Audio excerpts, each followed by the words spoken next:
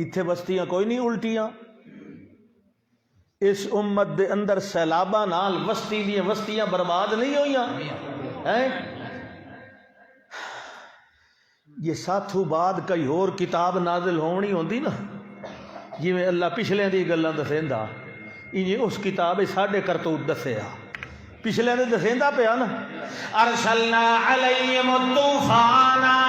والجراد والقمل والضفادع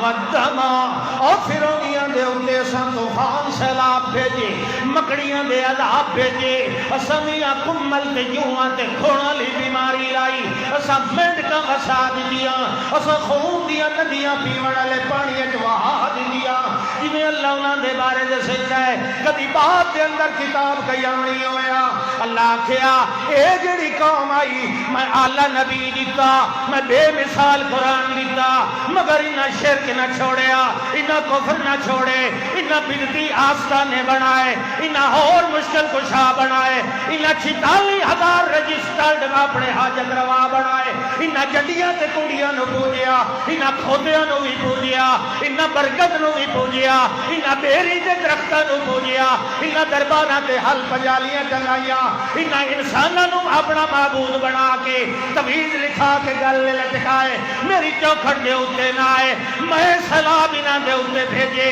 میں کرونا انہاں دے اوتے بھیجیا، میں ڈینگی بخار انہاں دے اوتے بھیجیا، میں فلانی وبا بھیجی، میں زلزلے بالا کوٹ دے اندر بھیجے، 72,000 بندہ مار دیتا، میں سندھ دے اندر سیلاب دیتا، سارا صوبہ موڑ دیتا، میں بلوچستان دے اندر عذاب لایاں گا، مگر انہاں دے کن کھڑے نہ ہوئے، اے بیدار نہ ہوئے۔ اللہ فرماندا ہے جی میں پچھلیاں قوماں تے عذاب آئے، وہ جے عذاب تے میں ہن وی دیندا رہ گیا، مگر پوری قوم نو نہیں برباد کریں گا، کیونکہ قیامت توڑی میں یہ امت آباد رکھنی ہے۔ لہذا منن والے مان جاؤ، سنن والے مان جاؤ، اور توبہ کرن والے مان جاؤ، واستغفروا ربکم ثم توبوا الیہ، معافی مانگ لو اپنے رب کو لو، او دے اگے توبہ کر لو۔ آخر دعوانا